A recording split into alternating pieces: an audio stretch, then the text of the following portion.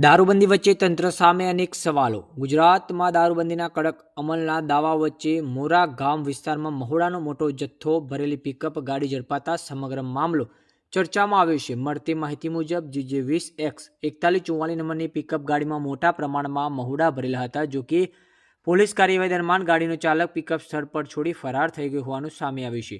આટલો મોટો જથ્થો ક્યાંથી લાવવામાં આવ્યો હતો, કોણ માલિક હતો અને ક્યાં લઈ જવામાં આવી રહ્યો હતો, તેમજ પિકઅપ ચાલક ગાડી મૂકી કેમ ફરાર થયો જેવા સવાલો જવાબ મેળવવા માટે સમગ્ર મામલાની ઊંડાણપૂર્વક તપાસ જરૂરી બની છે।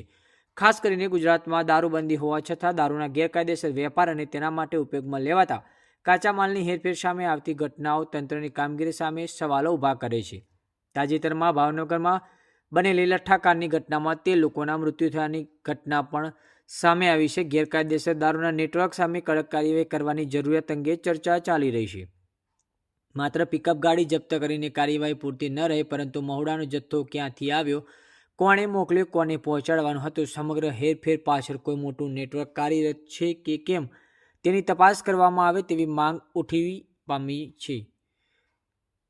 હેમંત પંચાલ, રિપોર્ટર હેમંત પંચાલ, કે તેની તપાસ કરવામાં આવે તેવી માંગ ઉઠવા પામી છે। રિપોર્ટર હેમંત પંચાલ।